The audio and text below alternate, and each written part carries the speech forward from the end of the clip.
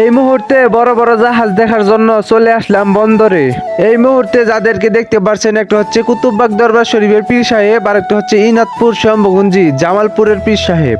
একবার দেখেন কত সুন্দর এই স্মৃতিসূত্রটা। এই স্মৃতিসূত্রের পাশে রয়েছে কুতুববাগ দরবার শরীফ। আসসালামু আলাইকুম। আমরা টাঙ্গাইল থেকে 8টা বাসের কাফেলা নিয়ে গিয়েছিলাম নারায়ণগঞ্জের কুতুববাগ দরবার শরীফে।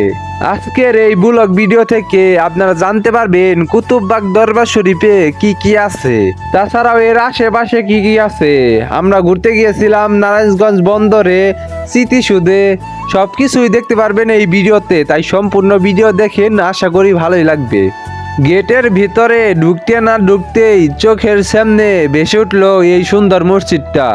এই মসজিদটা সম্পূর্ণ ঝাড়বাতি দিয়ে সাজানো হয়েছে, দেখতে অনেক চমৎকার লাগতেছে আমার কাছে। তাছাড়াও সম্পূর্ণ জায়গাটাই অনেক সুন্দরভাবে সাজানো হয়েছে। এইখানে প্রায় সব ধরনের দোকানপাটই আসছে, যেমন খেলনার দোকান, খাবারের দোকান, কসমেটিকের দোকান ইত্যাদি।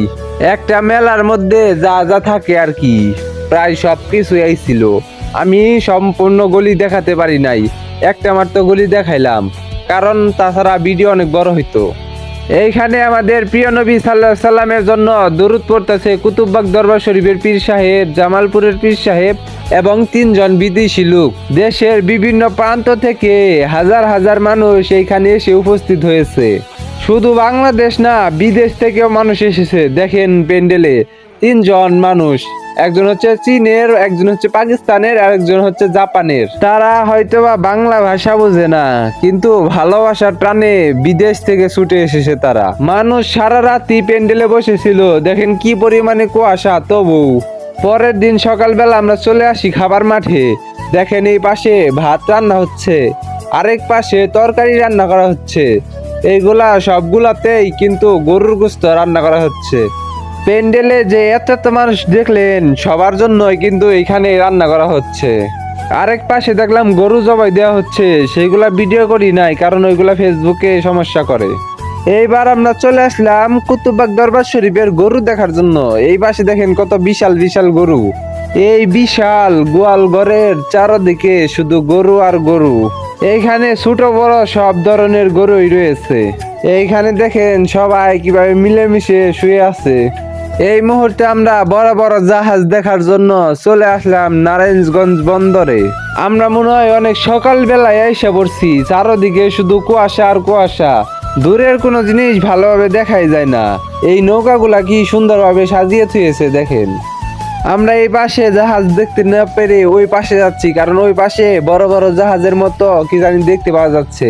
কুয়াশার ঠেলায় ভালোভাবে বোঝা যাচ্ছে না।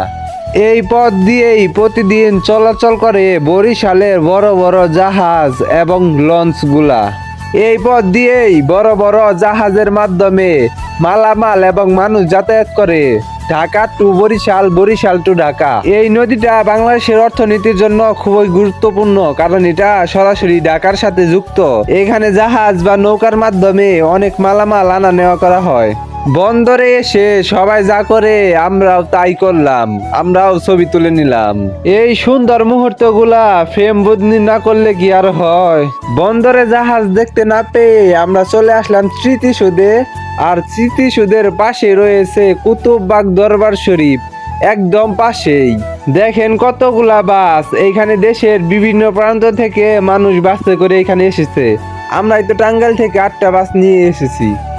দেখেন এখান থেকে স্টেশনে যাওয়ার জন্য কত সুন্দরভাবে রাস্তা বানানো হয়েছে। রাস্তাগুলা ফুল দিয়ে সাজানো হয়েছে, দেখতে খুবই চমৎকার লাগতেছে। এই মুহূর্তে স্টেজে প্রবেশ করবেন কুতুববাগ দরবার শরীফের পীর সাহেব এবং ইনাতপুর শম্ভুগঞ্জি জামালপুরের পীর সাহেব। এইখানে তারা ইসলাম প্রচার করার জন্য এসেছে। আল্লাহ তাআলার কাছে চাইবো আমরা যাতে তাদের ছায়াতলে থাকতে পারি। এই ভিডিওটা যদি আপনাদের ভালো লেগে থাকে, তাহলে অবশ্যই ভিডিওটা শেয়ার করে দিয়ে অন্যদের দেখার সুযোগ করে দিবেন।